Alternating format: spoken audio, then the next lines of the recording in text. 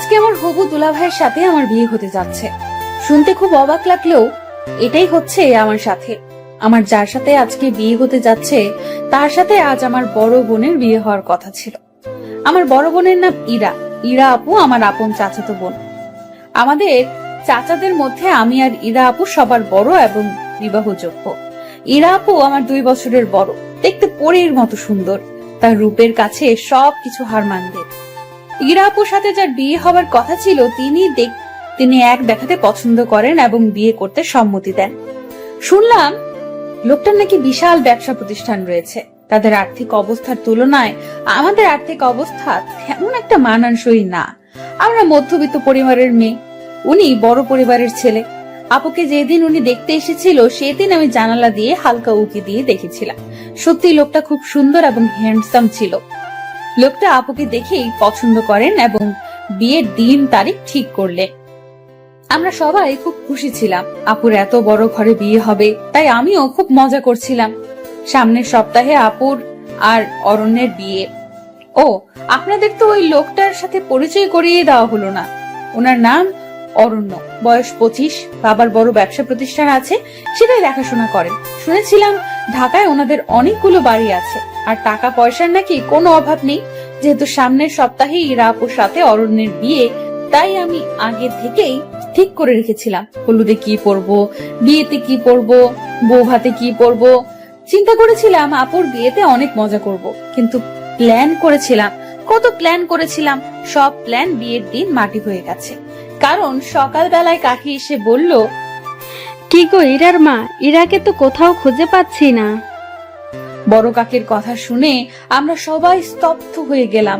আর কিছুক্ষণ পর পাত্রপক্ষ আসবে, আর এখন ইরা আপুকে খুঁজে পাওয়া যাচ্ছে না। ইরা আপু কোথায় গেল কেউ বুঝে উঠতে পারেনি, কারণ ইরা আপুর সাথে কারো কোনো সম্পর্ক আছে বলে মনে হয় না। থাকলে অবশ্যই কেউ না কেউ জানতো। তবে আপু কোথায় গেল এই প্রশ্ন সবার মনে বিদ্ধ করতে লাগলো। ইরা আপুকে সারা বাড়ি খোঁজা হলো, কিন্তু তার কোনো হুদিস মিলল না। সবাই ভাবছে ইরা আপুর হয়তো প্রেমিক ছিল, তার হাত ধরে পালিয়েছে। কিন্তু এই কথা জানাজানি হলে মান সম্মান আর থাকবে না, তাই কি করবে সবাই ভেবে উঠতে পারছিল না। সবাই উপায় খুঁজতে লাগলো। হঠাৎ করে কাকা বাবাকে বলে উঠলো, অনন্যা তো বিবাহযোগ্য, অনন্যাকে বিয়ে দিলে কেমন হয়? মান সম্মান বাঁচানোর এছাড়া কোনো উপায় নেই।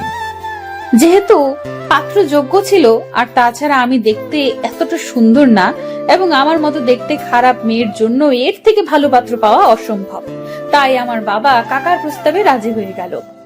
বাবার এমন অন্যায় সম্মতি দেখে আমার মাথায় যেন আকাশ ভেঙে পড়লো। কারণ আমি আর ইরা আপুর রাত দিন পার্থক্য। আমি দেখতে অতটা সুন্দর না, তারা মেনে নেবে বলে মনে হয় না। কিন্তু বাবা আর চাচার প্রচন্ড চাপে ইরা আপুর যাওয়ায় আমাকে কোণে সেজে বসতে হয় বিয়ের পিড়িতে। লাল টুকটুকে শাড়ি, ভারী গহনা পরে আমি কোণে সেজে বসে আছি। কিছুক্ষণের মধ্যে বরপক্ষ চলে আসবে। জানি না তারা এসে কি করবে, কি হবে এর পরিণতি। এসব কথা ভাবতেই নিজের ভেতর অসহ্য যন্ত্রণা হতে লাগলো। কিছুতেই ভাবতে পারছিলাম না, মাথা ঘুরতে লাগলো। তবু কোনো মতে নিজেকে সামলে স্থির হয়ে বসে পড়লাম। হঠাৎ কানে বাজতে লাগলো, বর এসেছে, বর এসেছে বলে চিৎকার করতে লাগলো। বরকে বারণ করা হলো। পাত্রপক্ষের সবাই কোণে দেখার জন্য রুমে প্রবেশ করলো। পাত্রপক্ষ আমাকে দেখে কোণে পাল্টানো হয়েছে বলে হইচই শুরু করলো, কিন্তু আমার বাবা আর কাকা বলল কোণে ঠিক আছে। পাত্রপক্ষকে চাপ দিল বিয়ে করার জন্য, না হয় ঝামেলা হবে। পাত্রপক্ষ চাপে পড়ে আমাকে বিয়ে করিয়ে নিতে রাজি হলো। নানান ঝামেলার পর অবশেষে আমাদের বিয়েটা সম্পূর্ণ হলো। আজকে ইরা আপুর জায়গায় অরণ্যের বউ হলো অনন্যা। জানি না তাদের মনে আমার জন্য ক্ষোভ জন্মে আছে কিনা। জন্মালে বা কি করার আছে আমার? যা হবার তা তো হয়েছে। আমি তো চাইনি এমন কিছু হোক। আমারও তো অরণ্য ভাইয়ার প্রতি খুব খারাপ লাগছে, কারণ সে আসছে পরি বিয়ে করতে, আর বিয়ে করতে হলো শেওড়া গাছের পেতনি। নিজের জন্য খারাপ লাগছে, কারণ আমি চাইনি আমার বিয়েটা এমন জোরপূর্বক হোক। দেখতে খারাপ হলেও কখনো এটা নিয়ে আফসোস করিনি, কারণ নিজেকে সব দিক দিয়ে পারফেক্ট করে তোলার আপ্রাণ চেষ্টা করেছি। আর এই বিয়ে নিয়ে 8-10টা মেয়ের মতো আমারও অনেক স্বপ্ন ছিল, আর আজকে চোখের সামনে আমার সব স্বপ্নগুলো ভেঙে গেল। নিজের অজান্তেই বুকের ভেতরটা হু হু করে উঠলো। আর চোখ দিয়ে বৃষ্টি নামতে লাগলো। অপর পাশে সবাই বলতে লাগলো ইরা অনন্যার ভাগ্য খুলে দিয়ে গিয়েছে, তা না হলে অনন্যা এমন ছেলে কখনো বিয়ে করতে পারতো নাকি। এই কথাগুলো শুনে আমার মনটা আরো খারাপ হয়ে গেল। ভাগ্যের কাছে এভাবে হেরে যাব ভাবতেই পারিনি। অবশেষে বিয়ে সম্পূর্ণ হলো। এখন কোণে বিদায় দেওয়ার পালা। আমার বাবা আমাকে অরণ্যের হাতে তুলে দিল। আমাকে অরণ্যের হাতে তুলে দেওয়ার সময় তার মুখের দিকে তাকানো সাহস পেলাম না। লজ্জায় আমি মাথা নিচু করে রইলাম এবং কিছুক্ষণ পর গাড়িতে তুলে দিল। আমি বাবার বাড়ি ছেড়ে শ্বশুর বাড়ি যাচ্ছি, কিন্তু 8-10টা মেয়ের মতো স্বপ্ন নিয়ে যাচ্ছি না, হাজারো স্বপ্ন ভেঙে যাচ্ছি। ভাগ্যের পরিহাস এমন হবে বুঝতে পারিনি। অবশেষে ব্যস্ত শহরের পথ পাড়িয়ে আমি শ্বশুর বাড়ি পৌঁছালাম। শ্বশুর বাড়ির বাকি সবাই আমাকে দেখে কানাকানি করতে লাগলো। কি সর্বনাশ করেছে অরণ্য! এক তো মধ্যবিত্ত ঘরে বিয়ে করেছে, তার মধ্যে মেয়ে হলো অসুন্দর। মেয়ে দেখার সময় সবার চোখ কপালে ছিল নাকি এই মেয়েকে অরণ্যের সাথে মানায় না? এমন সর্বনাশ অরণ্য নিজ হাতে কেন করলো? এসব শুনে মনটা আরো ভাঙতে লাগলো। কোন রকম সবাই তুলে আমাকে ঘরে নিল। খেয়াল করলাম ঘরটা ভীষণ সাজানো গোছানো, চারদিকে ফুলের সুবাস ছড়াচ্ছে। আজ এই ঘরে ইরাপুর আসার কথা ছিল। ভাগ্যের লীলা খেলায় আমি আসলাম। ঘরের নিভু নিভু আলোতে চুপ করে বসে রইলাম। হয়তো এই সময় অন্য মেয়েরা বসে থাকে স্বামীর অপেক্ষায়, আর আমি বসে আছি এক অনিশ্চিত ভবিষ্যতের অপেক্ষায়। হঠাৎ খেয়াল করলাম অরণ্য ঘরে ঢুকেছে। ওনাকে দেখে আমার পুরো শরীর ভয়ে কাঁপতে লাগলো। জানি না কি কথার সম্মুখীন হতে হবে আমাকে। এইসব ভেবে ভয় কুকড়ে যেতে লাগলাম। খেয়াল করলাম উনি আমার দিকে তাকিয়ে আছে। হঠাৎ করে লক্ষ্য করলাম আমার শরীর ভীষণ কাঁপছে। উপরে তাকালাম, মনে হলো ফ্যান আমার উপরে পড়ে যাবে। সবকিছু উল্টাপাল্টা লাগছে। আমার এখন কি করা উচিত বুঝতে পারছি না। কিছুক্ষণ পর চোখ বন্ধ করে ধপাস করে শুয়ে পড়লাম। আস্তে আস্তে শরীর নিস্তেজ হয়ে কাঁপতে লাগলো, কষ্ট হতে লাগলো খুব। হঠাৎ খেয়াল করলাম কেউ আমার হাত ধরেছে। হাত ধরে চোখে মুখে পানির ঝাপটা দিচ্ছে, কিন্তু চোখ খোলার মতো শক্তি আমি পাইনি। এবার মনে হয় কেউ আমার প্রেসার মাপছে, কিন্তু চোখ খোলার মতো শক্তি আমি পাইনি। আস্তে আস্তে আরো নিস্তেজ হতে লাগলাম। অনুভব করলাম আমার পাশে এখন কেউ নেই। নিজেকে খুব অসহায় মনে হলো। কিছুক্ষণ পর খেয়াল করলাম কেউ আমার মুখে কিছু একটা দিয়ে বলতেছে, এই যে আপনি এটা খেয়ে নিন, আপনার প্রেসার খুব নেমে গিয়েছে, একটু কষ্ট করে খান, হা করুন। কথাগুলো শোনার পর হা করার মতো শক্তি পাচ্ছি না। কোনোভাবে নিজের মধ্যে শক্তি সঞ্চার করে হা করলাম। খেয়াল করলাম মুখে পানি দিছে। পানিটা মিষ্টি। বুঝতে আর বাকি রইল না চিনির পানি। তাই নিজের মধ্যে শক্তি জুগিয়ে পানিটা খেলাম। খাওয়ার পর একটু ঝিম ধরে শুয়ে রইলাম। এবার শরীরে কিছুটা শক্তি পাচ্ছি, চোখটা খোলার মতো। চোখ খুলে লক্ষ্য করে দেখলাম অরণ্য আমার পাশে বসে আছে কিছু খাবার নিয়ে। একটু তাড়াহুড়ো করে বসতে নিলাম। উনি আমাকে বললেন, ওনার কথা শুনে মনে মনে বললাম, সকাল থেকে আমার উপর দিয়ে যা গেছে এরপর গলা দিয়ে খাবার নামে নাকি? তবে আমি অনেক খেতে পারা একটা মেয়ে, সারাদিন কিছু না কিছু খেতাম। সত্যি বলতে এই মুহূর্তে আমার পেটে প্রচুর ক্ষুধা লেগেছে, তাই সামনে পোলাও রোস্ট দেখে লোভ সামলাতে পারলাম না, সামনে পেয়ে খেতে লাগলাম। হঠাৎ করে খাবার গলায় ভাত দিল। উনি আমার সামনে একটা গ্লাসে পানি ধরলো। আমি পানিটা নিয়ে এক নিঃশ্বাসে খেয়ে ফেললাম। উনি আমাকে কি ভাবছে সেটা আমার দেখার প্রয়োজন মনে করছি না। আমি আমার আপন মনে খেতে লাগলাম। খাবার শেষ করে আমি রিল্যাক্স মুডে শুয়ে পড়লাম, আর উনি খাবার প্লেটটা টেবিলের উপর রাখতে গেল। যাক, লোকটাকে যতটা খারাপ ভাবছি ততটা খারাপ না, এটা ভেবে মনটা শান্ত হলো। কিন্তু হুট করে উনি বললেন, আপনি কি ঘুমিয়ে পড়েছেন? না ঘুমালে আপনার সাথে একটু কথা ছিল। আমি নড়ে চড়ে বসলাম। না, আমি ঘুমাইনি। কেন, কি বলবেন বলুন? উনি এবার গম্ভীর গলায় বললেন, সত্যি বলতে সবার চাপে পড়ে আমি আপনাকে বিয়ে করেছি। আমি আপনার বোন ইরাকে প্রথম দেখাতে ভালোবেসে ফেলেছি। সেই জায়গায় আপনাকে কেন জানি না, চাইলেও মানতে পারছি না। আপনাকে আমি আঘাত দিয়ে কথাটা বলতে চাইনি। আমি সোজা সাপটা ছেলে, যা বলি সরাসরি। না মানারও একটা কারণ আছে। আশা করি আপনি যথেষ্ট বুদ্ধিমতী আর সে কারণটা বুঝতে পেরেছেন। ওনার কথাগুলো শুনে কেন জানি তেমন কোনো খারাপ লাগলো না। কারণটা আর কি হবে? কারণটা হলো আপু সুন্দর, আমি অসুন্দর। আমি তো আগেই বুঝেছিলাম আমার বিয়েটা 8-10টা মেয়ের মতো হয়নি, তাই ওনাকে জবাব দিলাম আপনাকে জোর করে আমাকে মানতে হবে না। আমি নিজেও চাইনি আমার এইভাবে বিয়ে হোক। বিয়ের দিন ইরা আপুকে কোথাও খুঁজে পাওয়া যাচ্ছিল না, কোথায় গেল কেউ বলতে পারলো না। আর আপুর কোনো রিলেশন ছিল এটা কারো জানা ছিল না। এই সময় কি করবে কেউ বুঝে উঠতে পারেনি। আর ওই বাড়িতে আমি ছাড়া বিবাহযোগ্য আর কোনো মেয়ে ছিল না, তাই সবার জোরাজোরিতে আমি রাজি না হয়ে পারলাম না।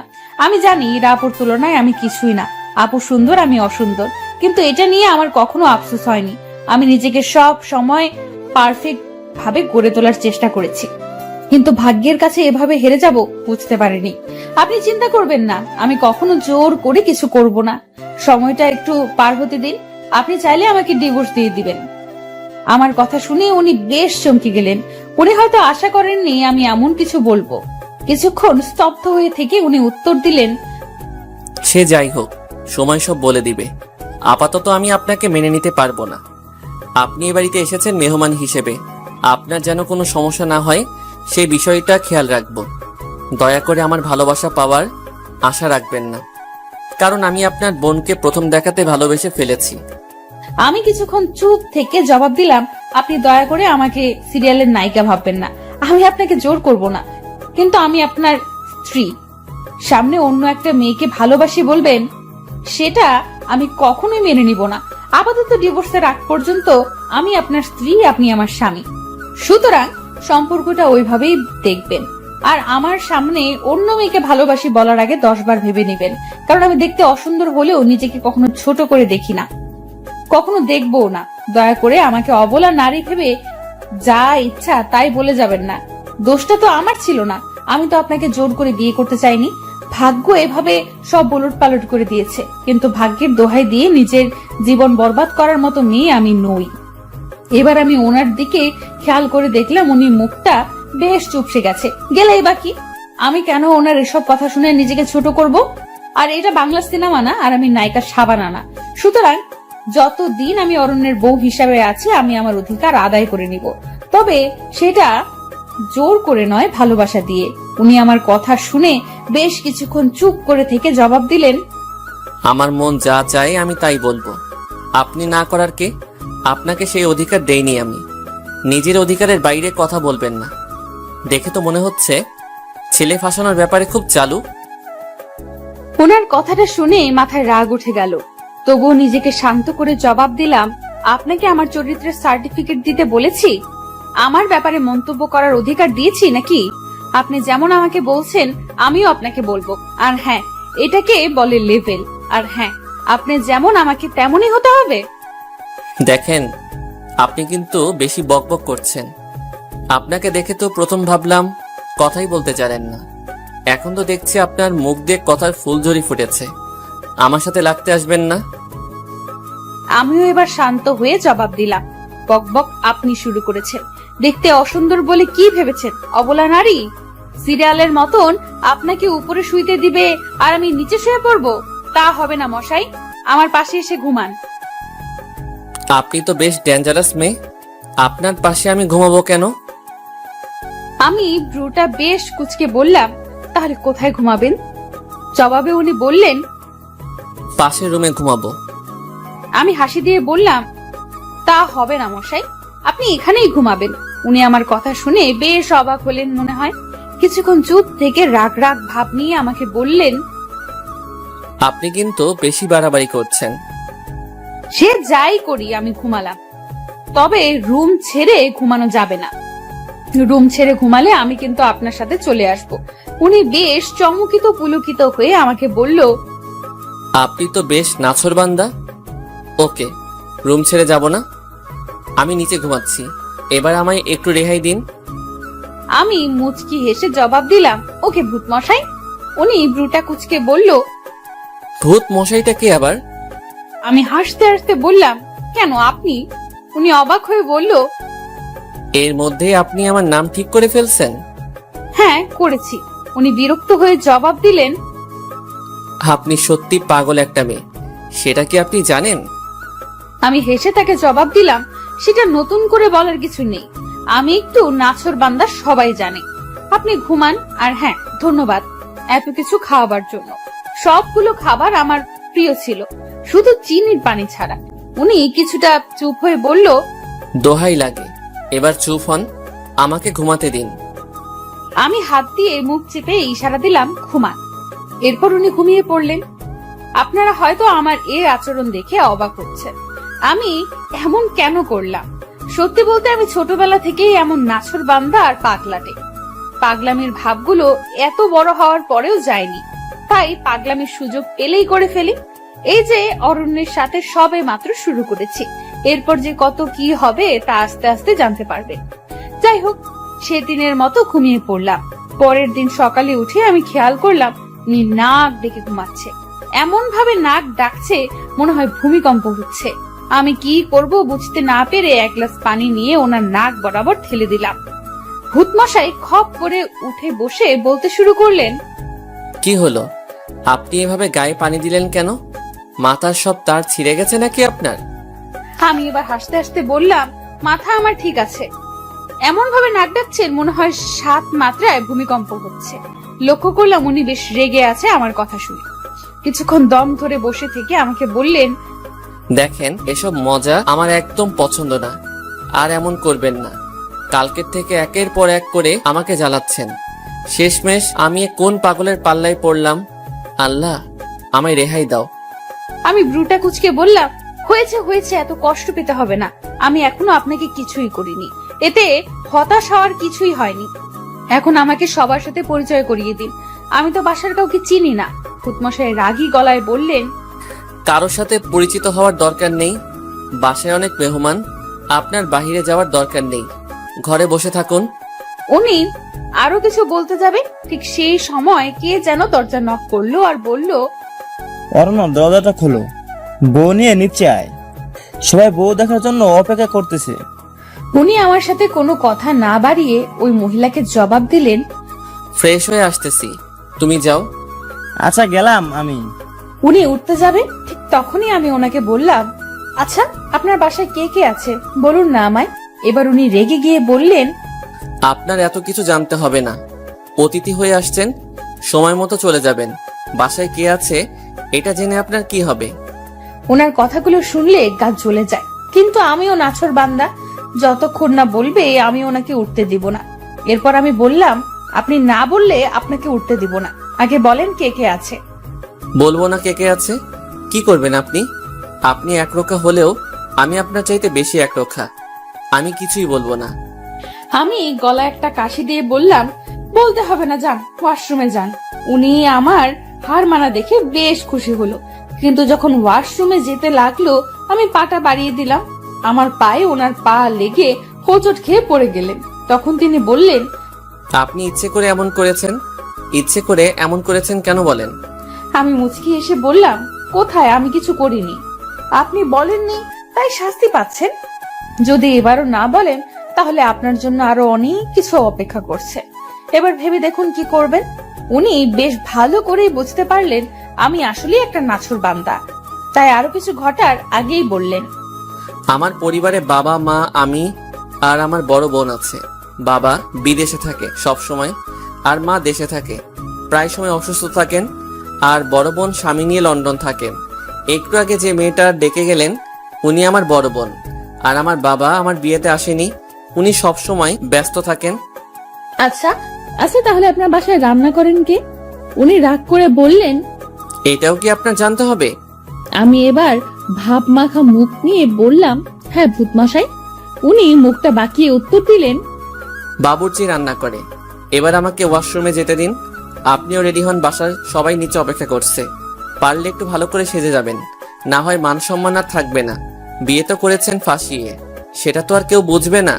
সুতরাং একটু গুছিয়ে যাবেন নিচে, পরে সময় আর সুযোগ মতো আলাদা হয়ে যাব আমরা। আশা করি বুঝতে পারছেন। কথাটা শুনে বুকের ভেতরে কাঁপতে লাগলো। যতই হোক উনি এখন আমার স্বামী, কোনো মেয়ে চাইবে না যে তার ডিভোর্স হোক। খারাপ লাগলেও নিজেকে সামলে ভূতমশাইকে জবাব দিলাম, আমি এসব ময়দা মেখে নিচে যেতে পারবো না। আমি যেমন ওই রকমই যাব। কে কি বললো তাতে আমার কিচ্ছু যায় আসে না।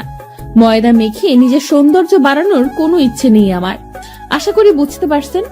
উনি এতক্ষণে বেশ ভালোই বুঝতে পারছেন যে আমি খুব নাছোড়বান্দা, তাই উনি শুধু বললেন, আপনার যা ইচ্ছে করুন, যেভাবে ইচ্ছে ওইভাবেই নিচে যান, আমার তাতে কিছু যায় আসে না। কথাগুলো বলে ওয়াশরুমে ঢুকে গেলেন। এর মধ্যেই আমি খেয়াল করলাম সারা ঘর অগোছালো হয়ে আছে, তাই ঘরটা গোছানো শুরু করলাম। আলমারি থেকে ওনার কাপড় বের করে বিছানায় সাজিয়ে রাখলাম, যাতে করে ওয়াশরুম থেকে এসেই হাতের নাগালে উনি সব পেয়ে যায়। ওনার ঘড়ি, ওয়ালেট সব একত্রে এক জায়গায় রাখলাম। আমি একটা শাড়ি পরে নিলাম, যতটুকু সম্ভব নিজেকে ময়দা ছাড়া গোছানোর চেষ্টা করলাম। সবকিছু ঠিক করতে করতে খেয়াল করলাম উনি ওয়াশরুম থেকে বের হয়েছে। ওয়াশরুম থেকে বের হয়ে সারা ঘরটা দেখে একটু অবাক হয়েছে। বিছানার উপর ওনার কাপড়গুলো দেখে বললেন, এখানে এগুলো কে রেখেছে? ঘরটা এত তাড়াতাড়ি পরিপাটি করে কে গুছিয়ে দিয়ে গেল? আমি লাজুক স্বরে জবাব দিলাম, এ সব কিছু আমি করেছি। আমার কথা শুনে উনি বেশ চুপসে গেলেন। চুপসানো মুখ নিয়ে আমাকে বলল, এত কিছু করতে কেউ তো আপনাকে বলেনি, এত কিছু করতে গেলেন কেন? আমি বেশ সাজালো গলায় জবাব দিলাম, আমার ঘর আমি গুছিয়েছি, তাতে আপনার কি মশাই? উনি ভ্রু কুচকে বলল, আপনার ঘর মানে? এটা আপনার ঘর কবে হলো? আমি হাসি মুখে উত্তর দিলাম, স্বামীর ঘরই তো স্ত্রীর ঘর হয়, বিয়েটা যেভাবেই হোক, ডিভোর্সের আগ পর্যন্ত আমি আপনার স্ত্রী, আপনি আমার স্বামী, সুতরাং ঘর গোছাতে আমি পারবো নিশ্চয়ই। ভূত মশাই রাগী গলায় বললেন, আপনি একটু বেশি বকেন। আর আপনাকে এই ড্রেস বের করতে কে বলেছে? আমি তো এটা পরবো না। আমার কাছে এটা ভালো লেগেছে, তাই এটা বের করেছি, এটা পরলে আমি খুশি হব। উনি এবার গম্ভীর একটা মুড নিয়ে জবাব দিলেন, আপনার খুশিতে আমার কিছু আসে যায় না। করছেন তো ফাঁসিয়ে বিয়ে, আবার অধিকার ফলাতে আসছেন। লজ্জা হওয়া উচিত আপনার। এই কথাটা শুনে বুকের ভেতরে হু হু করে কষ্টের সাইরেন বেজে উঠল। চোখের কোণে হালকা মেঘও জমতে শুরু করলো। তবুও নিজেকে অনেক শক্ত করে ওনাকে বললাম, আপনার ইচ্ছে মতো পরে নিন, সমস্যা নেই। তারপর উনি ওনার পছন্দ মতো একটা ড্রেস পরলেন, কিন্তু আমিও কম নাছোড়বান্দা না। এর শাস্তি ওনাকে পেতেই হবে। কি করে কি করা যায় বেশ ভাবতে শুরু করলাম। ভাবতে ভাবতে একটা চিন্তার আকাশে হাবুডুবু খেতে লাগলাম। হঠাৎ করে ভূত মশাইয়ের তুরির শব্দে চিন্তার ঘোর কাটলো। ভূত মশাই তুরি বাজাতে বাজাতে বললেন, এই যে আপনি উপরে তাকিয়ে কি দেখছেন? না তেমন কিছু না, কি হয়েছে বলুন। আপনি আর কোনোদিন আমার অনুমতি ছাড়া আমার আলমারিতে হাত দিবেন না, বুঝছেন? আমি কথাটা শুনে বেশ হেসে লুটিপুটি খাচ্ছিলাম। লুটিপুটি খেয়ে তুরি বাজাতে বাজাতে বললাম, ও হ্যালো, আলমারিতে হাত দিতে অনুমতি লাগে নাকি? আমাকে জ্ঞান দিতে আসবেন না, আমি অন্যায় কিছু করিনি। উনি বেশ বিরক্ত হয়ে আমাকে বললেন, আপনি সত্যি পাগল একটা মেয়ে, আপনার মাথার তার সব ঢিলা। আমি আবার হাসতে হাসতে বললাম, ভূত মশাই একটু ভুল বলে ফেলেছেন। উনি ওনার বিরক্তি মাখা মুখ নিয়ে প্রশ্ন করলেন, কি ভুল শুনি? আমি হাসি দিয়ে বললাম, আমার মাথার তার ঝিলা না। তো আপনার মাথার তার কি? আমার মাথার তার তো সব ছিঁড়া। এবার খেয়াল করলাম ওনার মুখে বিরক্তির মাত্রা বেশ বৃদ্ধি পেয়েছে। বিরক্তি মাখা মুখ নিয়ে বললেন, দোহাই লাগে, এবার চুপ করুন, আপনার বকবক থামান, এবার নিচে চলুন, আমাকে মুক্তি দিন। আমি আমার শাড়ির আঁচল নাড়াতে নাড়াতে বললাম, চলুন। এরপর দুজনে নিচে গেলাম। নিচে যাওয়ার পর খেয়াল করলাম সবাই আমার দিকে কেমন ভাবে তাকাচ্ছে, আর আমাকে দেখে বলছে, অরণ্যের কপালে চোখ ছিল নাকি? এমন একটা মেয়ে কেউ বিয়ে করে আনে নাকি? তার উপর মেয়ের পরিবার বেশি ধনী না। কি দেখে অরণ্য এই মেয়েকে বিয়ে করলো আল্লাহ জানে। একের পর এক সবাই এসব কথা শুনে আমার মনটা ভীষণ খারাপ হতে লাগলো। সবাই শুধু আমার বাহ্যিক সৌন্দর্য নিয়ে সমালোচনা করছে, আমার ভেতরটা বোঝার চেষ্টা করলো না। ভেতরের মানুষটা কেমন আমি সেটা কেউ জানার প্রয়োজন মনে করলো না। হুট করে খেয়াল করলাম আমার শাশুড়ি মা এসেছেন। সবাই শাশুড়ি মাকে দেখে চুপ হয়ে গেল। শাশুড়ি মা এসে আমাকে দেখে বলল, তোমার নাম কি মা? আমি চট করে ওনাকে সালাম করে বললাম, আমার নাম অনন্যা। উনি হাসি দিয়ে বললেন, বাহ, খুব সুন্দর নাম। আমি মাকে বললাম, মা আপনি এদিকে এসে বসেন। মা আপনি অসুস্থ শরীর নিয়ে কষ্ট করে এখানে আসলেন কেন? ডাক্তার আপনাকে বেড রেস্ট দিয়েছে, এই শরীর নিয়ে এখানে আসার কি দরকার ছিল? আপনি বললে আমি আপনার রুমে চলে যেতাম। আমি আপনার রুমটা চিনলে সকালে উঠে আমি আপনার রুমে চলে যেতাম, কিন্তু আপনার রুমটা চিনি না। তাছাড়া এই বাড়িতে আমি নতুন, তাই চিনতে পারিনি। চিনলে আমি চলে যেতাম। মা, কষ্ট হয়নি তো আসতে? উনি এক রাশ হাসি দিয়ে বললেন, আমার মাটা দেখি অনেক সুন্দর করে কথা বলে। আমার মাটা যেমন রূপবতী তেমন গুণবতী। মায়ের মুখে রূপবতী কথাটা শুনে যেন নিজের চোখে অঝরে বৃষ্টি নামতে লাগলো। জীবনে প্রথম আমাকে রূপবতী বলল কেউ। নিজেকে সামলাতে অনেক চেষ্টা করলাম, কিন্তু জানি না কেন আবেগটা সামলাতে পারলাম না। তাই মাকে ধরে হু হু করে কেঁদে কেঁদে বললাম, মা, আপনি আমাকে রূপবতী বললেন? আমাকে আজ পর্যন্ত কেউ রূপবতী বলেনি। আপনার মুখে রূপবতী কথাটা শুনে কেন জানি না আবেগটাকে সামলাতে পারলাম না। শাশুড়ি মা আমার মাথায় হাত বুলিয়ে দিয়ে বললেন, সবাই তোমার বাহিরের রূপটা দেখেছে, কিন্তু ভিতরের রূপটা কেউ দেখেনি। তোমার ভিতরের রূপটা যদি কেউ দেখতো তাহলে সবাই তোমাকে রূপবতী বলতো। আমি যে তোমার ভিতরের রূপটা উপলব্ধি করতে পেরেছি, যার কারণে তুমি আমার কাছে সবচেয়ে রূপবতী। আমি আমার মেয়ের মুখে সব শুনেছি বিয়ের ব্যাপারে। শোনো মা, আমার ছেলে তোমার কপালে ছিল, তাই তোমার সাথে বিয়ে হয়েছে। আমার ছেলের ভাগ্যে তুমি ছিলে। কে কি বললো কান দিবে না, কারণ মানুষ যাই বলুক নিজের কাছে যেটা সঠিক মনে হবে সেটাই করবে। মানুষের কাজ বলা। মনে রাখবে, যখন তোমাকে নিয়ে কেউ নেতিবাচক মন্তব্য করবে ভেবে নিবে সে তোমার জয়ে ঈর্ষান্বিত। তাই তোমার মুখে তার মন কাতর হয়েছে বলেই তোমার নামে সে নেতিবাচক মন্তব্য করেছে। জীবন চলার পথে অনেক বাধা আসবে, লক্ষ্য স্থির রেখে সামনে এগিয়ে যেতে হবে। মানুষের কথায় কান দিয়ে নিজের লক্ষ্য থেকে বিচ্যুতি হবে না। মায়ের কথাগুলো শুনে মনে আরো ভরসা পেলাম। মাকে জড়িয়ে ধরে আবেগে আরো কাঁদতে শুরু করলাম। মা আমার মাথায় হাত বুলিয়ে বললেন, পাগলিটা কাঁদছে কেন? শোনো মা, আজকে রাতের পর থেকে বাড়িটা ফাঁকা হয়ে যাবে। নীলাও চলে যাবে রাতের ফ্লাইটে লন্ডনে। বাড়িতে আমি, তুমি, অরণ্য ছাড়া কেউ থাকবে না। প্রতিদিন বাবুর্চির রান্না খেতে খেতে বিরক্ত হয়ে গিয়েছি। আমি জানি আমি এবার চিন্তামুক্ত, কারণ আমাকে আর বাবুর্চির রান্না খেতে হবে না। আমার বৌমা আমাকে সব রান্না করে খাওয়াবে। কিরে মা, খাওয়াবি না? আমি চোখে পানি মুছতে মুছতে বললাম, কেন পারবো না? এত ছোট একটা আবদার পালন করতে পারবো না মেয়ে হয়ে? তাহলে আমি তোমার কেমন মেয়ে? চিন্তা করো না, আমি সব গুছিয়ে নেব। আমাকে শুধু বুঝিয়ে দিও আর দোয়া করো। উনি হাসতে হাসতে বললেন, সে তো অবশ্যই। চারপাশে এ সময় বেশ নিস্তব্ধতা বিরাজ করছে। সবাই চুপ হয়ে গেছে। খেয়াল করলাম আমার ভূত মশাই আমার দিকে আলোর মতো চুপসানো মুখ নিয়ে হা করে তাকিয়ে আছে। আমিও এই সুযোগে নিজেকে একটু পাগলামি থেকে বিরক্ত রাখতে পারলাম না। সুযোগ বুঝে ভূত মশাইকে চোখ টিপুনি দিলাম। ভূত মশাই আমার চোখ টিপুনি দেখে একটু নড়ে চড়ে দাঁড়ালো। আমি ভূত মশাইয়ের দিকে মনোযোগ সহকারে মায়ের দিকে তাকিয়ে বললাম, মা, এবার ঘরে চলুন। বেশিক্ষণ এভাবে থাকা ঠিক হবে না। আপনি আমার সাথে ঘরে চলুন আর আমাকে আপনার ঘরটা চিনিয়ে দিন, যাতে করে পরে যেতে আমার অসুবিধা না হয়।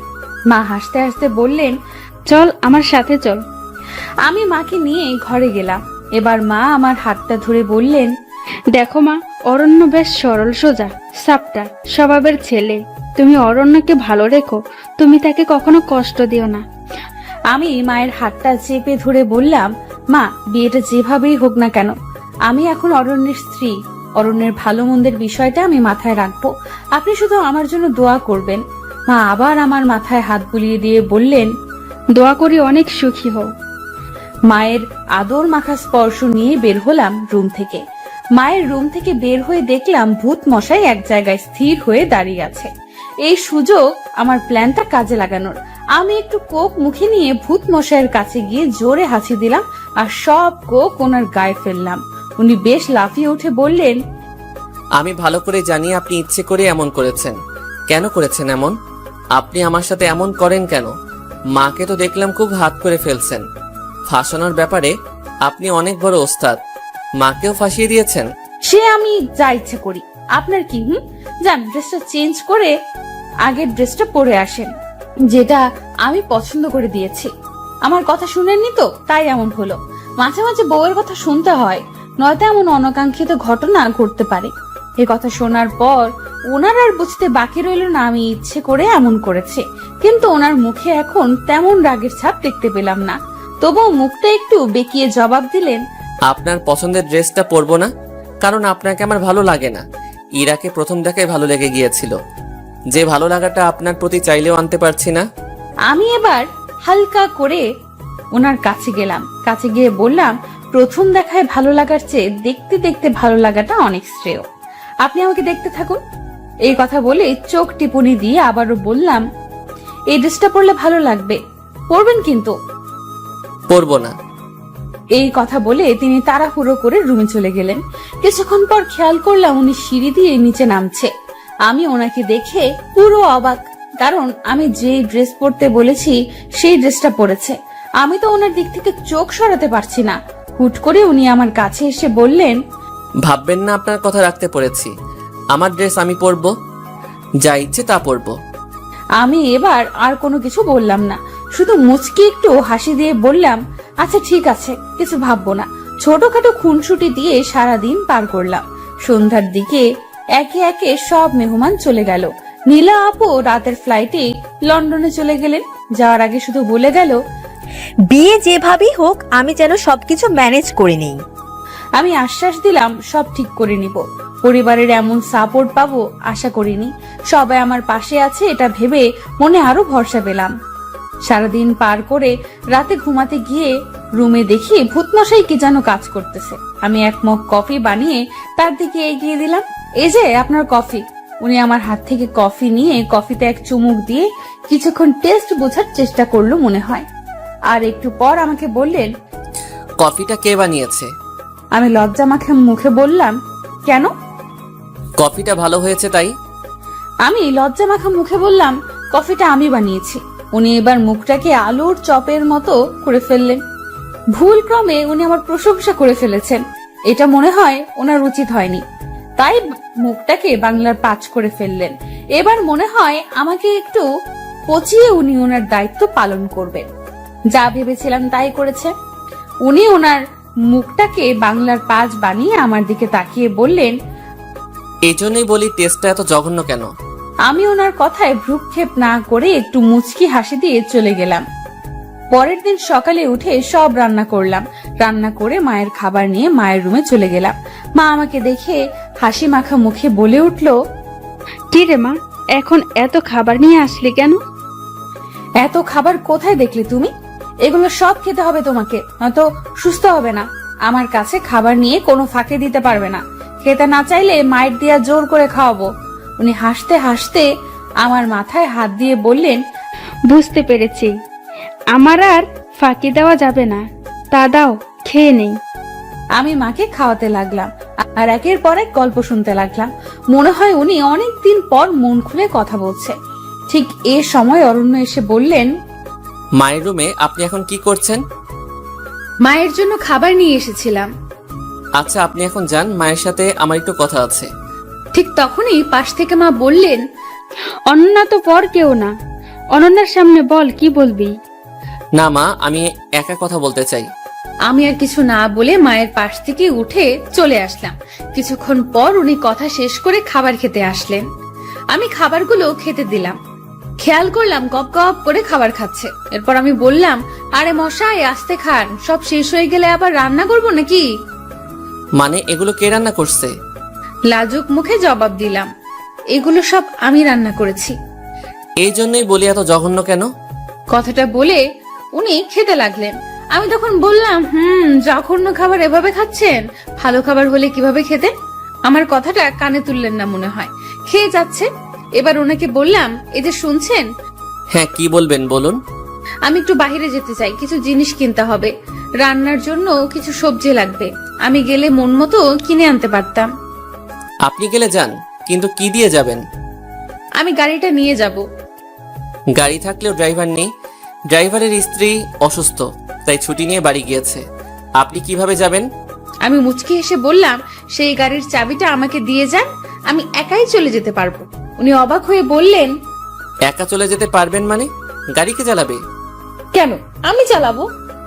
আমার এই কথা শুনে এবার উনি বেশ চমকে উঠলেন। আমার মুখ থেকে উনি এমন কথা আশা করেনি হয়তো। তারপর আমাকে জিজ্ঞেস করলেন, আপনি গাড়ি চালাতে পারেন? আমি হাসতে হাসতে বললাম, হ্যাঁ পারি। অসুন্দর বলে নিজেকে কখনো ছোট ভাবিনি। সবকিছু শেখার চেষ্টা করেছি, নিজেকে পারফেক্ট ভাবে গড়ে তোলার চেষ্টা করেছি। আমার কথা শুনে উনি কিছুক্ষণ আমার দিকে তাকিয়ে রইলেন এবং বললেন, আচ্ছা আমি চাবি দিয়ে যাব। তারপর উনি আমাকে চাবি দিয়ে চলে গেলেন। আস্তে আস্তে দিন কাটতে লাগলো, অরণ্যের সাথে খুনসুটিগুলো বাড়তে লাগলো। খেয়াল করলাম অরণ্য অনেক পরিবর্তন হতে লাগলো। এর মধ্যে হুট করে একদিন অরণ্য অফিস থেকে এসে আমাকে বলতে লাগলো, আপনি একটু তাড়াতাড়ি রেডি হন, আপনাকে নিয়ে একটা জায়গায় যাব। অরণ্যের এমন কথা শুনে আমার মনটা খুশিতে নাচতে শুরু করলো। কিন্তু অরণ্য আমাকে কোথায় নিয়ে যাবে জানার জন্য মনটা ছটফট করতে লাগলো। তাই নিজের আবেগ আর সামলাতে পারলাম না। অরণ্যকে জিজ্ঞেস করলাম, আপনি আমাকে কোথায় নিয়ে যাবেন? অরণ্য বেশ রাগ রাগ গলায় বলল, আপনাকে রেডি হতে বলেছি, আপনি রেডি হন। এত কিছু জানতে হবে না, একটু বকবক বেশি করেন, এত বকা ভালো না। যান, রেডি হয়ে আসুন। আমি মুখটা কাচুমাচু করে যেতে লাগলাম। উনি পিছন থেকে দেখে বললেন, শুনেন। আমি হাসি দিয়ে পেছন ফিরে বললাম, হ্যাঁ বলেন, কোথায় যাব আপনি বলবেন? উনি আরেকটু গম্ভীর গলায় জবাব দিলেন, আপনার মাথায় আসলে গোবর। আমি বলার আগে বকবক করে যাচ্ছেন। আমি কোথায় যাব সেটা বলার জন্য ডাকিনি। আমি মন খারাপ করে ওনার দিকে তাকিয়ে বললাম, তাহলে কেন ডেকেছেন? আমি ডেকেছি এজন্য আজকে একটা শাড়ি পরবেন। হঠাৎ শাড়ি পরবো কেন? আমি বলেছি তাই পরবেন। আপনি বললেই পরতে হবে? আমি পরবো না। আপনাকে পরতেই হবে। বলছি তো পরবো না। উনি রেগে গিয়ে বললেন, আপনার যা ইচ্ছে তাই করেন। এই কথা বলে উনি চলে গেল। আমারও ওনাকে রাগাতে পেরে খুব ভালো লাগতেছে। এখন কি করব? শাড়ি পরবো নাকি কিছুই মাথায় আসছে না। আজকে ভূতমশাই আমাকে কোথাও নিয়ে যাবে। কেন জানি না, ভূতমশাই এই কয়েকদিনে অনেক পাল্টে গিয়েছে। এখন আর আমাকে আগের মতো কষ্ট দিয়ে কথা বলে না। তার এই পাল্টানো দেখে আমি খুব খুশি। যাই হোক, আলমারি খুলে শাড়ি দেখতে লাগলাম কোনটা পরবো। এত শাড়ির মধ্যে কোন শাড়ি পরলে ভূতমশাই খুশি হবে? দেখতে দেখতে আলমারির সব শাড়ি খাটের উপর রাখলাম। ভূতমশাই আমার কাছে এসে বলল, আপনি এখনো রেডি হননি? খাটের উপর শাড়ির মেলা বসিয়েছেন, এত শাড়ি খাটের উপর রাখছেন কেন? আমি তোতলাতে তোতলাতে জবাব দিলাম, না মনে হয় না, মানে। কি না মানে মানে করছেন? স্পষ্ট করে বলেন কি হয়েছে। এমনিতে তো কথা একটাও মাটিতে পড়ে না, এখন এভাবে তোতলাচ্ছেন কেন? ঠিক করে বলেন কি হয়েছে। না মানে, আমি মুখটা একটু অসহায় ভাব নিয়ে বললাম, না মানে। আবার না মানে শুরু করেছেন। সত্যি বলতে আমি কোন শাড়ি পরবো ঠিক বুঝতে পারছি না। আপনি যদি একটু ঠিক করে দিতেন ভালো হতো, আমার রেডি হতে সুবিধা হবে। উনি মুচকি হেসে আমাকে বললেন, একটু ওই দিকে যান। সামান্য শাড়িটা ঠিক করতে পারছেন না কোনটা পরবেন? সবকিছু তো বলার আগে করেন। আজ এমন কি হলো, শাড়ি পছন্দ করতে পারছেন না? না মানে। থাক, আপনাকে আর না মানে করতে হবে না। দেখতে দিন শাড়িগুলো। আমি একটু সরে পাশে গিয়ে বসলাম। উনি আমার পাশে এসে বললেন এবং সব শাড়ি থেকে একটা শাড়ি হাতে নিয়ে বললেন, আপনি বরং কালো শাড়িটা পরুন, পরলে ভালো লাগবে। কালো শাড়ির কথা বলাতে আমার মনের ভেতর কেমন করে উঠলো, কারণ আমি ফর্সা না তাই। এরপর আমি ওনাকে বললাম, আমি তো ফর্সা না, তাই আমাকে কালো শাড়ি মানাবে বলে মনে হচ্ছে না। কালো শাড়িতে আরো কালো লাগবে আমাকে, একদম পেতনি মনে হবে। আপনি আমাকে অপমান করার জন্য এমন বলছেন তাই না? উনি আমার কথায় মনে হয় বেশ বিরক্ত হলো। হয়তো আমার মুখে এমন কথা আশা করেননি, তাই উনি বিরক্ত মাখা মেজাজে আমাকে বললেন, আপনার মতো সাহসী মেয়ের মুখে এমন কথা মানায় না। মা তো বলেছে সৌন্দর্য ভিতরে থাকে, বাহিরের সৌন্দর্য কোনো সৌন্দর্য না।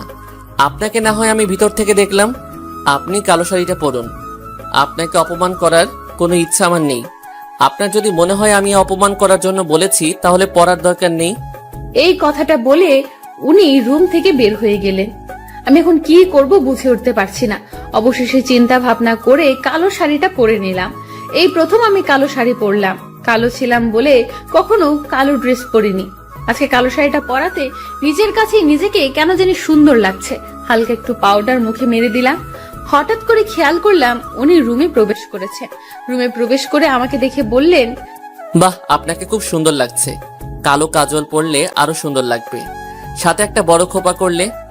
আমি কালো, তার উপর কালো কাজল পরলে চোখগুলো আরো কালো দেখাবে। সাদা কালো কোনো ভেদাভেদ নেই, ভেদাভেদ তো মানুষের দৃষ্টি করে। আপনাকে সুন্দর দৃষ্টিতে কেউ দেখলে অবশ্যই তার কাছে সুন্দর লাগবে। মানুষকে সুন্দর অসুন্দর তখন লাগে যখন মানুষের দৃষ্টি সুন্দর অসুন্দর হয়।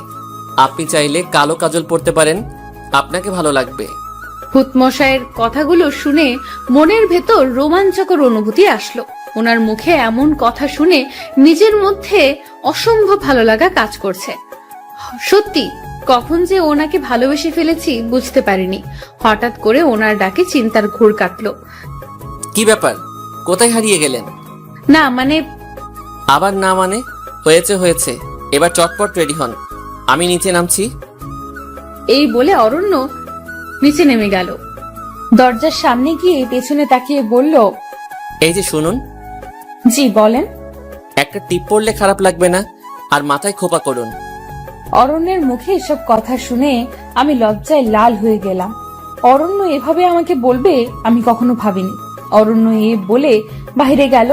আমি টিপ আর খোপা করে নিচে নামলাম। খেয়াল করলাম মা নিচে বসে আছে।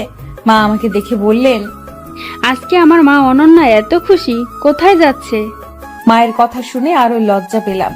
লজ্জায় লাল হয়ে নিচে তাকিয়ে রইলাম। মা আমার এই হাল দেখে কাছে আসলো আর আমার মাথার উপরে হাত তুলে বলল, আজকে অরণ্যের সাথে ঘুরতে যাওয়া হচ্ছে, এতেই এত লজ্জা? আজকে মাকে অনেক সুন্দর লাগছে, দেখি হাতটা দাও। আমি মায়ের দিকে হাত বাড়িয়ে দিলাম। মা তার হাত থেকে বালাজোড়া খুলে আমার হাতে পরিয়ে দিয়ে বলল, বিয়ের পর হাত খালি রাখতে হয় না, হাতে সবসময় চুড়ি পরে থাকতে হয়। যাও, তোমার তো আর আনন্দের শেষ নেই, স্বামীর সাথে ঘুরে আসো। আমার মহাজনও কাল পরশু আসবে, তখন আমিও ঘুরবো। তখন আমাদের প্রেম দেখে হিংসা করো না। যাও মা, দেরি হলে অরণ্য রাগ করবে। আমি হাসতে হাসতে মাকে বললাম, কি যে বলো না মা, আমি তো তোমার বন্ধুর মতো। আমি রেডি হয়ে বের হলাম। খেয়াল করলাম উনি গাড়ির সামনে দাঁড়িয়ে আছে। আমাকে দেখে আমার দিকে এক নজরে হা করে তাকিয়ে আছে। আমি লজ্জায় আরো কাতর হয়ে গেলাম। লজ্জায় কাতর হয়ে ওনাকে বললাম, কি ব্যাপার, কি দেখছেন? তেমন কিছু না। তাহলে এভাবে তাকিয়ে আছেন কেন? এমনি তাকিয়ে আছি। সব কি তোমাকে বলতে হবে? এত বাচাল মেয়ে এত বকতে পারে? লক্ষ্য করলাম অরণ্য আমাকে তুমি করে বলছে। আমার যে কি খুশি লাগছে বলে আপনাদেরকে বোঝাতে পারবো না। মনটা খুশিতে নাচতে লাগলো। হুট করে উনি ডাক দিল আর বলল, অনন্যা এভাবে মূর্তির মতো দাঁড়িয়ে আছো কেন? না মানে আজকে তোমার মুখ থেকে না মানে গেল না? এই যে আপনি আমাকে তুমি করে বললেন তো, তাই আর কি। তুমি আমার বয়সে ছোট, তোমাকে কেন আপনি ডাকবো? তোমাকে তো তুমি করেই ডাকবো। শুনো, জি বলুন। আজকে তুমি গাড়ি চালাবে, আমি তোমার পাশে বসবো। আমি খুশিতে লাফ দিয়ে গাড়িতে উঠতে লাগলাম আর বললাম, আচ্ছা আচ্ছা। আমি উঠতে যাব, ঠিক তখনই একটা হোঁচট খেলাম। উনি আমাকে জাপটে ধরে বলতে শুরু করলো, তোমার চটপটে আর পাগলামি স্বভাব আর গেল না, আস্তে উঠো। এরপর আমি আস্তে করে গাড়িতে উঠলাম। ভূতমশাইও গাড়িতে উঠলেন। আমি গাড়িটা স্টার্ট দিয়ে বললাম, কোথায় যাবেন মশাই? উনি আমাকে রাস্তা বলে দিল। আমিও যেতে লাগলাম। যেতে যেতে একটা রেস্টুরেন্টের সামনে চলে আসলাম। রেস্টুরেন্টে দুজনে ঢুকলাম। এরপর অরণ্য আমায় আস্তে করে একটা জায়গায় নিয়ে গেল। জায়গাটা পুরো মোমবাতি দিয়ে সাজানো পরিপাটি। দেখেই কেমন জানি আনন্দ লাগছে। একটা কেক আনলো। এরপর আমাকে বলল, কেকটা কাটো তুমি। হঠাৎ করে কেক কাটবো কেন? কারণ আজ তোমার জন্মদিন, সেটা তো ভুলে বসে আছো। ওহো, আজকে 21শে ফেব্রুয়ারি। সত্যি তো আমার জন্মদিন। আমার জন্মদিন আপনি জানলেন কিভাবে?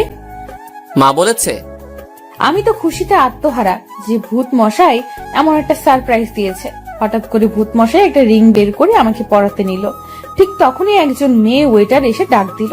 আমরা ওয়েটারের দিকে তাকিয়ে চমকে গেলাম। ওয়েটারও আমাদের দিকে তাকিয়ে চমকে গেল আর মুখ লুকাতে লাগলো। কারণ এই হলো ইরা আপু। কিন্তু ইরা আপু এখানে কি করছে? ইরা আপু আমাকে আর অরণ্যকে দেখে চলে যেতে নিল। আমি ইরা আপুর হাতটা ধরে বললাম, তুই এতদিন কোথায় ছিলি? হুট করে কোথায় চলে গেলি? কিন্তু ইরা আপু কোনো জবাব দিল না। আমি একের পর এক প্রশ্ন করলাম। হঠাৎ করে ইরা আপু আমাকে একটা কষিয়ে চট দিয়ে বলে উঠলো, আমার কাছ থেকে সব ছিনিয়ে নিয়ে এখন মজা করা হচ্ছে। লজ্জা করে না তোর? আমার জীবনের এই অবস্থা করে আমার অরণ্যকে আমার কাছ থেকে কেড়ে নিয়ে নিজের করেছিস, আর এখন নাটক করছিস। আমি কোথায় ছিলাম? তোকে নাটকের সেরা পুরস্কার দেওয়া দরকার। অনেক নাটক শিখে গিয়েছিস। নাটক করে আমার জীবনের 12টা বাজিয়ে অরণ্যের গলায় ঝুলে পড়েছিস। তুই ভালো করেই জানতিস তোর যা চেহারা, তোকে অরণ্যের মতো কেউ বিয়ে করবে না, তাই এত বড় নাটক করেছিস। লজ্জা লাগে না এখন আমাকে এসব জিজ্ঞাসা করতে? আমাকে খুব হিংসা করতি, তাই না? হিংসায় কাতর হয়ে এমন করেছিস। নিজের বোনের সাথে এমন করতে লজ্জা লাগে না? আমি ইরা আপুর কথা কিছুতেই বুঝতে পারলাম না। ইরা আপু কি বলে মাথায় কিচ্ছু ঢুকছে না। ইরা আপুর এসব দোষারোপ আমাকে করছে কেন? আমি তো এমন কিচ্ছু করিনি। আমি ইরা আপুকে বললাম, আপু কি হয়েছে, এমন বলছিস কেন? আমি তো কিছুই বুঝতে পারছি না। আমি তোর কথায় মানে বুঝতে পারছি না। আমাকে কেন এসব বলছিস? আমি কেন নাটক করতে যাব? কেন তোর ক্ষতি করতে যাব? আপু আমাকে মুখটা বেঁকিয়ে রাগান্বিত হয়ে বলল, এখন তো অরণ্যের সামনে ন্যাকা সাজবি? একদম কিছু বুঝিস না। আর বুঝবি কিভাবে? তুই তো কিছুই করিস নাই, তাই না? আপু আমি তোর কথার মানে বুঝতে পারছি না। সত্যি আমি কিচ্ছু করিনি। তুই কেন এমন করছিস? আমি সত্যি কথাগুলো মানে বুঝতে পারছি না। পাশ থেকে অরণ্য বলে উঠলো, ইরা, তুমি আমাকে বলো কি হয়েছে? আর অনন্যাকে এমন কথা বলছো কেন? অনন্যা কি করেছে আমাকে একটু খুলে বলো। ইরা অরণ্যের দিকে অসহায়ের মতো তাকিয়ে গম্ভীর গলায় বলল, অনন্যাকে জিজ্ঞাসা করুন, সে না হয় আপনাকে উত্তর দিয়ে দিবে। আমার থেকে ভালো সে বলতে পারবে, কারণ নাটকের ডিরেক্টর তো অনন্যাই ছিল, আর আমি তো ছিলাম ভুক্তভোগী। অরণ্য আমার দিকে তাকালো। অরণ্যের মুখে এবার আমার প্রতি সন্দেহের ছাপ লক্ষ্য করা যাচ্ছে। বোঝা যাচ্ছে যে সে আমাকে অনেক সন্দেহ করতেছে। সন্দেহ মাখা মুখ নিয়ে বললেন, অনন্যা কি করেছো তুমি? ইরা এসব কি বলছে? সত্যিটা বলো, কি হয়েছে? আমার কাছে সব খুলে বলো, নাটক করবে না একদম। আপনি বিশ্বাস করেন আমি কিচ্ছু করিনি। ইরা আপু কেন এমন বলতেছে সেটাও বুঝতেছি না। এমন কেন বলতেছিস তুই? খেয়াল করলাম ইরা আপু খুব কান্না করতেছে। কেন এভাবে কান্না করছে সেটাও বুঝতেছি না। অরণ্য ইরা আপুকে সান্ত্বনা দিয়ে বলল, ইরা তুমি বলো কি হয়েছে? ইরা আপু কাঁদতে কাঁদতে অরণ্যকে বলল, কি আর বলবো বলুন? আমার তো সবকিছু শেষ হয়ে গিয়েছে এই কান্নাগিনীর জন্য। এখন আর বললেও সব ঠিক হবে না। আমি চাই না আপনাদের মধ্যে কোনো ঝামেলা হোক। আপনারা প্লিজ চলে যান। ইরা তোমাকে বলতে বলেছি, বলো অনন্যা কি করেছে? খেয়াল করলাম ইরা আপু কাঁদতে কাঁদতে অরণ্যকে বলল, আপনারও কি বিশ্বাস হয় আমি বিয়ের দিন বয়ফ্রেন্ডকে নিয়ে পালিয়েছি? অরণ্য শান্ত স্বরে জবাব দিল, সে তো আমি বিশ্বাস করিনি, কারণ তুমি তো বিয়ের আগে আমার সাথে ফোনে অনেক কথা বলতে। কিন্তু হঠাৎ কি এমন হলো? কোথায় গিয়েছিলে তুমি? খেয়াল করলাম ইরা আপু এবার বেশ কাঁদছে। কাঁদতে কাঁদতে ইরা আপু যা বলল সেটা শুনে আমার হার্টবিট বেড়ে গেল। মনে হয় এখানে দম বন্ধ হয়ে যাবে। আপু এসব কেন বলছি কিছুই বুঝতে পারলাম না। আমার বুকটা ছিঁড়ে যাচ্ছে কথাগুলো শুনে। কারণ আপু বলল, আমি কোথায় গিয়েছিলাম সেটা কি আপনি জানতে চান? হ্যাঁ, জানতে চাই। তখন ইরা আপু বলল, সেদিন আমি ঘরে বসে সাজতে লাগলাম। হঠাৎ করে অনন্যার মোবাইল থেকে মেসেজ আসলো, আপু একটু লুকিয়ে বাহিরে আয়, অরণ্য ভাইয়া আসছে তোমার সাথে দেখা করতে, তোমাকে সারপ্রাইজ দিতে। আমিও সরল মনে বের হলাম। আমার ভুল ছিল, আমি আপনাকে কল দেইনি। বের হয়ে দেখলাম বাইরে কেউ নেই, আশেপাশে ফাঁকা। অনন্যাকে কল দিলাম, সেও ফোন তুলছে না। হুট করে অনন্যার মোবাইল থেকে মেসেজ আসলো, একটু বাগানের দিকে আয়। অরণ্য এখানে দাঁড়িয়ে আছে। আমিও বাগানের দিকে গিয়েছিলাম, কিন্তু কাউকে কোথাও দেখলাম না। আমি সামনের দিকে একটু এগুলাম, তারপর এই বলে ইরা আপু আবার কাঁদতে লাগলো। অরণ্য তখন ইরা আপুর হাতটা ধরে বললেন, বলো তারপর কি হলো? কান্না থামাও। ইরা আপু কান্না থামিয়ে বলল, তারপর লক্ষ্য করলাম কয়েকটা লোক আমাকে ঝাপটে ধরলো, আমার মুখ চেপে ধরলো। আমি চোখেও কিছু দেখতে পেলাম না। কখন যে জ্ঞান হারিয়ে ফেললাম টের পেলাম না। জ্ঞান ফেরার পর লক্ষ্য করলাম আমি রনকদের বাসায়। অরণ্য বেশ অবাক হয়ে জিজ্ঞাসা করলেন, রনকটা কে? ইরা আপু বলল, রনক হলো অনন্যার বেস্ট ফ্রেন্ড। যদিও রনক অনন্যার 2 বছরের বড়, তবুও তাদের ভালো ফ্রেন্ডশিপ ছিল। রনক আমাকে অনেক পছন্দ করত। অনন্যাকে বেশ কয়েকবার বলেছিল সে, কিন্তু আমি রাজি হইনি। আর সে সুযোগে অনন্যা নিয়েছে। আমার বিয়ের দিন আমাকে গায়েব করে দিয়েছে, আর ফাঁসিয়ে আপনাকে বিয়ে করেছে।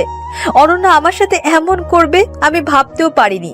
রনককে দেখে আমি চমকে গিয়ে জিজ্ঞাসা করলাম, তুমি আমাকে এখানে নিয়ে এসেছো কেন? আমি তোমাকে ভালোবাসি ইরা। আমি চাই তুমি আমার হও। দেখো, অনন্যাও চায় তুমি আমার হও।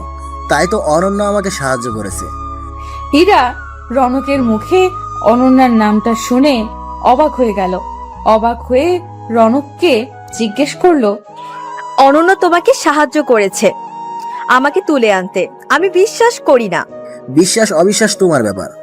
আমি তোমাকে বিয়ে করতে চাই, আর সন্ধ্যায় বিয়ে করব। আমি সবকিছু ঠিক করে রেখেছি। এই কথাগুলো বলে ইরা আপু আবার কাঁদতে লাগলো। অরণ্য ইরার হাতটা আরো ভালো করে ধরে বললেন, এরপর তুমি ওখান থেকে কিভাবে এসেছো? এরপর আমি কোন রকম রনকের চোখ ফাঁকি দিয়ে বের হলাম। এরপর বাড়ি এসে দেখি আপনার সাথে অনন্যার বিয়ে হয়ে গেছে, আর সবাই ভেবে নিয়েছে আমি পালিয়ে গিয়েছি। সেদিন আমার মুখটা দেখানোর মতো ইচ্ছা আর ছিল না, তাই বাড়িতে আর যাইনি। সরাসরি ফ্রেন্ডের বাসায় চলে যাই। সেখান থেকে একটা কাজ জোগাড় করি, আর এখানে একটা বাসা ভাড়া করে থাকা শুরু করলাম। তুমি একবার আমাকে বলতে পারতে ইরা। কি বলবো আপনাকে? কোন মুখে বলতাম আপনাকে? ততক্ষণে সব শেষ হয়ে গিয়েছিল। অরণ্যার সাথে আপনার বিয়ে হয়ে গিয়েছিল। আমার তো এখানে বলার কিছুই ছিল না। অনন্যা আমার সাথে যা করেছে আমি তো তা করতে পারি না, কারণ অনন্যা আমাকে বোন না ভাবলেও আমি তাকে বোন ভাবি। আমি ইরা আপুর কথা শুনে চিৎকার করে কাঁদতে লাগলাম। আমি কিছুই করিনি। অরণ্য আমার গালে কষি একটা চট দিয়ে বলে উঠল, তুমি এতটা নীচ আমি ভাবতে পারিনি। সামান্য টাকার জন্য নিজের বোনের সাথে এমন করতে পারলে? লজ্জা করলো না তোমার এমন করতে? আর এখন সবকিছু অস্বীকার করছো? আমি অরণ্যকে হাত জোর করে বললাম, সত্যি আমি কিচ্ছু করিনি, বিশ্বাস করেন আমাকে। ইরা আপু, তুই কেন আমার নামে এমন মিথ্যা কথা বলছিস? কেন অরণ্যের চোখে আমাকে খারাপ বানাচ্ছিস? দেখতে অসুন্দর হতে পারি, কিন্তু আমার মনে উচ্চ আশা ছিল না, টাকা পয়সার মোহ আমার ছিল না। তাহলে কেন এমন বলতেছিস? কি ক্ষতি করেছি আমি তোর? তুই তো আমাকে চিনিস আমি কেমন, তাহলে কেন এমন বলতেছিস? জবাবে ইরা আপু বলল, কি ক্ষতি করেছিস জিজ্ঞাসা করতে লজ্জা করে না তোর? আর কি ক্ষতি করার বাকি রাখছিস তুই? যা, তুই আর অরণ্য সংসার কর, আর এখানে আসিস না। ওপাশ থেকে অরণ্য বলে উঠল, আমার সাথে অনন্যা যাবে না, তুমি যাবে? ইরা আপু অবাক হয়ে উত্তর দিল, আমি কোথায় যাব? আমার সাথে আমার মায়ের কাছে যাবে, আর মায়ের কাছে সব বলবে। আর যে কষ্ট অনন্যা তোমাকে দিয়েছে সেটা আমি অনন্যাকে ফিরিয়ে দিব। তুমি আমার সাথে চলো। না, আমি চাই না আপনাদের মাঝে কোনো ঝামেলা হোক। ঝামেলা তো তুমি করনি, ঝামেলা করেছে অনন্যা। সেটা শাস্তি তুমি কেন পাবে? আমি অরণ্যকে অনেকবার বোঝানোর চেষ্টা করলাম, কিন্তু বোঝাতে পারলাম না। অরণ্য ইরা আপুর কথা বিশ্বাস করেছিল, আমার কথার কোনো মূল্যই দিল না। আর ইরা আপু কেন আমার নামে মিথ্যা কথা বললো সেটাই বুঝতে পারছি না। অরণ্যকে বোঝানোর হাজার চেষ্টা করেও ব্যর্থ হয়েছি। অরণ্য ইরা আপুর হাত ধরে বের হয়ে গেল, আর আমাকে যে রিংটা পরাতে চেয়েছিল সেটা মেঝেতে পড়ে গেল। অরণ্য সেটা ফেলেই চলে গেল। আমি রিংটাকে হাতে নিয়ে কাঁদতে লাগলাম। কেন আমার সাথে এমন হলো? কি ক্ষতি করেছি আমি? কেন আমাকে এভাবে কষ্ট দেওয়া হলো? আমি তো কারো ক্ষতি চাইনি। কাঁদতে কাঁদতে এক দৌড়ে রেস্টুরেন্ট থেকে বের হতে লাগলাম। খেয়াল করলাম অরণ্য আর ইরা আপু গাড়ি নিয়ে চলে গিয়েছে। আমার বুকে বেশ কষ্ট হতে লাগলো। একে তো অরণ্য আমাকে ফেলে রেখে গিয়েছে, তার উপর অরণ্য জানতো আমি এখানের কিছুই চিনি না। কিভাবে পারলো আমাকে আমার ভূত মশাই ফেলে রেখে যেতে? আমি তো কিছুই করিনি। তাহলে আমার ভূত মশাই কেন আমাকে বিশ্বাস করলো না? কেন আমায় এত কষ্ট দিল? আমি তো ইরাপুর কোনো ক্ষতি করিনি, তাহলে ইরাপু কেন এমন বলল? কেন আমার অরণ্যকে আমার কাছ থেকে কেড়ে নিতে চাইলো? কেন এত কষ্ট দিল আমায়? আল্লাহ, আমি তো কোনো প্রশ্নের উত্তর পাচ্ছি না। আমি কি করব তুমি বলে দাও।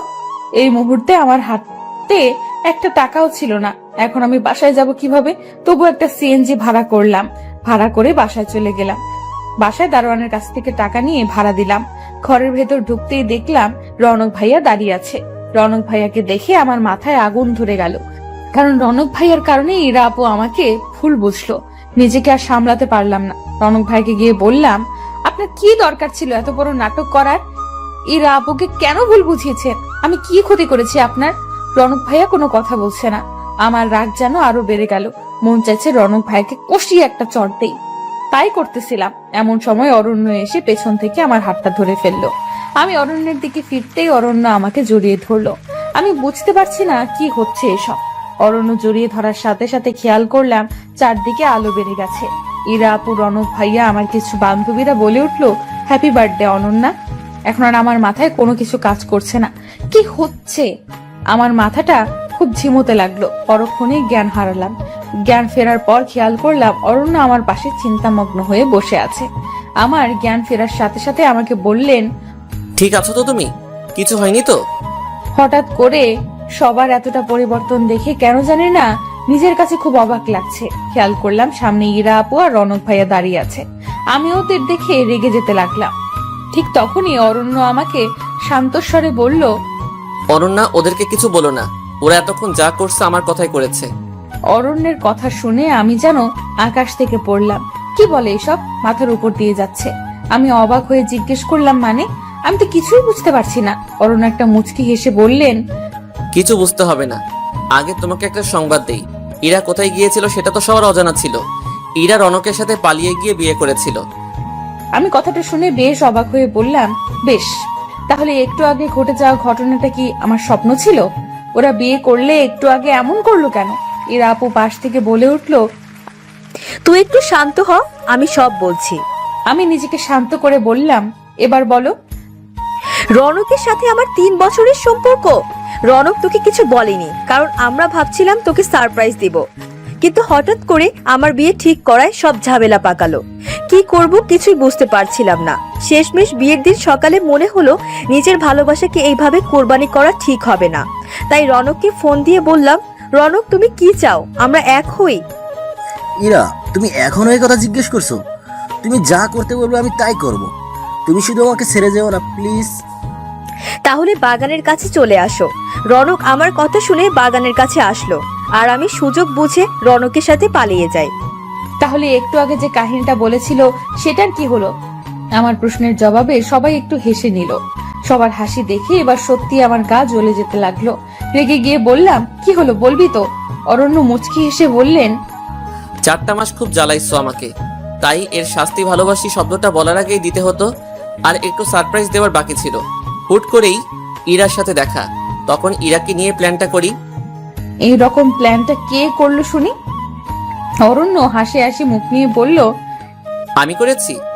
এরকম একটা প্ল্যান করেছে বলে অরণ্যের প্রতি আমার খুব অভিমান জমে গেল। অভিমানে গাল ফুলিয়ে বসে রইলাম।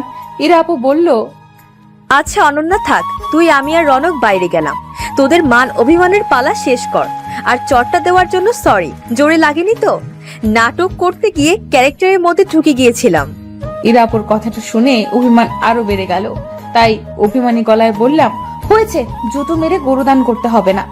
ইরা আপু হাসি দিয়ে রনক ভাইয়ের কাছে চলে গেল, আর আমি গাল ফুলিয়ে বসে রইলাম। অরণ্য আমার দিকে তাকালো, কিন্তু আমি অভিমানের কারণে অরণ্যের দিকে তাকালাম না। অরণ্যের চোখ যেন আমার দিক থেকে সরছে না। আমি যেন তার চোখের নিশানা থেকে সরতে পারছি না। ক্রমশই আমার অভিমান কমতে লাগলো। তবু অভিমান ধরে রাখার চেষ্টা করলাম, কিন্তু অভিমান ধরে রাখতে পারলাম না। তাই অরণ্যকে জড়িয়ে ধরে আবেগে কাঁদতে লাগলাম। কাঁদতে কাঁদতে বললাম, আমাকে এইভাবে কষ্ট দেওয়ার কি দরকার ছিল? আমি যদি হারিয়ে যেতাম ওই জায়গা থেকে? আমি তো আমার অনন্যাকে চিনি, যে সে বাসা খুঁজে আসতে পারবে, সেটা আমার খুব ভালো করে জানা ছিল। সারপ্রাইজটা কেমন লাগলো? খুব বাজে লাগছে। এইভাবে আর সারপ্রাইজ দিবেন না। নাটক করতে গিয়ে তো রিংটা ফেলে আসলেন। খেয়াল করলাম অরণ্য আমার এই কথা শুনে অট্ট হাসি দিচ্ছে। তাই আমি বললাম, কি ব্যাপার, এত হাসি দিচ্ছেন কেন? হাসি দিচ্ছি এই জন্য, আমি যে রিংটা ফেলে এসেছি সেটা নকল রিং ছিল। আসল রিংটা আমার কাছে। নাটকটা বাস্তবমুখী করার এক অভিন্ন প্রচেষ্টা আর কি। এত বড় ছলনা! চাঁদ, আপনার সাথে আর কথা বলবো না। অরণ্য এবার আমাকে জড়িয়ে ধরলো। মনে হচ্ছে তার নিঃশ্বাসের শব্দ আমি শুনতে পাচ্ছি, তার হার্টবিটের আওয়াজ আমি শুনতে পাচ্ছি। এবার কানের কাছে মুখটা হালকা করে নিয়ে বললেন, আই লাভ ইউ আমার পেতনি। এবার যেন তাহার প্রতি থাকা সকল অভিমান দুমড়ে মুচড়ে শেষ হয়ে গেল। অভিমানটা টিকিয়ে রাখার বৃথা চেষ্টা করলাম, কিন্তু পারলাম না। আমি ফিসফিস করে বললাম, আই লাভ ইউ টু ভূতমশাই। আমার মতো কালো মেয়েকে ভালোবাসলেন কিভাবে? মানুষের দৃষ্টি সুন্দর অসুন্দরের বৈষম্য করে। আমার দৃষ্টিতে তুমি সবচেয়ে বেশি সুন্দরী। অরণ্যের মুখে এই কথাটা শুনে আমি যেন কোথাও নিমেষেই হারিয়ে গেলাম। কিছু বলতে চাইলেও আর পারছি না, কারণ গলাটা থরথর করে কাঁপতে লাগলো। অরণ্য এবার আমার চোখটা হাত দিয়ে চেপে ধরলো আর বলল, আমার সাথে একটু চলো। আমি বললাম, কোথায়? আগে চলো তারপর বলি। এত নাচরবান্দা মেয়েরে বাবা এত বকবক করতে পারে? হয়েছে, আর বকবক করবো না, এবার নিয়ে যান। চোখটা চেপে ধরে আস্তে আস্তে আমাকে কোথায় নিয়ে যাচ্ছেন কিছুই বুঝতে পারছি না। হুট করে চোখ খুললাম, খেয়াল করলাম আমি ছাদে। চারদিকে মোমবাতি দিয়ে সাজানো। ইরা অপর রনক ভাইয়া বাজি ফোটাতে লাগলো। পাশে মা দাঁড়িয়ে আছে, ওনার পাশে একজন ভদ্রলোক দাঁড়িয়ে আছে। আমার বুঝতে বাকি রইল না উনি আমার শ্বশুর। আমি দৌড়ে গিয়ে ওনাদের সালাম করলাম। ইরা অপর রনক ভাইয়া একটা কেক আমার সামনে আনলো আর বলল, ভূত আর পেতনি দুজনেই কেকটা কাটেন, আর অরণ্য ভাইয়া আপনি অনন্যাকে রিং পরিয়ে দিন, আর অনন্যা তোর হাতের নকল রিংটা ফেলে দে। এত বোকা কবে হয়েছিস? সামান্য নাটক বুঝতে পারলি না? তুই তো বেশ নাছোড়বান্দা আর বুদ্ধিমতী ছিলি। আমি লজ্জায় লাল হয়ে গেলাম আর বিড়বিড় করে বললাম, প্রেমে পড়লে যে মানুষ বলদ হয় সেটা আমাকে দিয়ে প্রমাণ হলো। অরণ্য ধাক্কা দিয়ে বলল, কি বিড়বিড় করা হচ্ছে? না কিছু না। একটু ওইদিকে তাকাও, তোমার জন্য সারপ্রাইজ আছে। কি সারপ্রাইজ? ওইদিকে তাকিয়ে দেখো। আমি ওদিকে তাকিয়ে দেখি বাবা, মা, চাচা, চাচি সবাই এসেছে। আমি খুশিতে আত্মহারা হয়ে গেলাম। বিয়ের পর এসব ঝামেলার কারণে আমার শ্বশুর বাড়িতে কেউ আসেনি, এভাবে সারপ্রাইজ পাবো বুঝতে পারিনি। আমি তো খুশিতে স্থির হয়ে গিয়েছিলাম, নড়তেও পারছিলাম না। অরণ্য আমাকে ধাক্কা দিয়ে বললেন, এবার কেকটা কাটো, আর আপনি শব্দটা রীতি টানো। আপনি শব্দটা রীতি টানবো মানে? মানে তুমি আমাকে তুমি করে বলবে। আমার তো লজ্জা লাগবে। হয়েছে হয়েছে, আর লজ্জা পেতে হবে না, কেকটা কাটো। এরপর কেকটা কাটলাম। কেকটা কাটার সাথে সাথে চারদিকে বাজি ফুটতে শুরু করলো। কয়েকটা ফানুস আকাশে উঠতে লাগলো। কি যে অনুভূতি বলে বোঝানো যাবে না। মনের ভেতরটা এমন লাগছে যেন ঝড় হওয়ার পরে শরীরে শীতল হাওয়া বইছে। সত্যি বুঝতে পারিনি আমার ভূত মশাই আমাকে এতটা ভালোবাসে। কেকটা কাটলাম, ভূত মশাই আমার হাতে রিং পরিয়ে দিল। আমি লজ্জায় এক দৌড়ে রুমে চলে আসলাম। অরণ্য আমার পেছনে রুমে আসলো। অরণ্যকে বললাম, আপনার তো। অরণ্য আমার মুখটা চেপে ধরে বলল, আপনি না, তুমি বলো। আমি লজ্জা মাখা মুখে বললাম, তোমার তো আমাকে ভালো লাগে না। ইরা আপুকে প্রথম দেখাতে ভালো লেগেছিল, হুট করে আমাকে ভালো লাগলো কিভাবে? উত্তরে অরণ্য বলল, কারণ প্রথম দেখে ভালো লাগার চেয়ে দেখতে দেখতে ভালো লাগা অনেক শ্রেয়। আমি বললাম, আমার কথা আমাকে ফিরিয়ে দেওয়া হচ্ছে? সত্যি কথা বললে ফিরিয়ে দেওয়া হয় না, বরং সত্যতার প্রমাণ হয়। সেদিনের পর থেকে অরণ্য আমার জীবনটা পুরোপুরি পাল্টে গেল। দেখতে দেখতে 3টা বছর কেটে গেল। এর মধ্যে আমি এক পুত্র সন্তানের মা হলাম। একদিন পাশের বাসার ভাবি আমার সন্তানকে দেখতে এসে বললেন, অনন্যা ভাবি, আপনার বিয়েটা যেন কিভাবে হয়েছে? উত্তরে আমি বললাম, আমাদের হঠাৎ বিয়ে হয়েছে।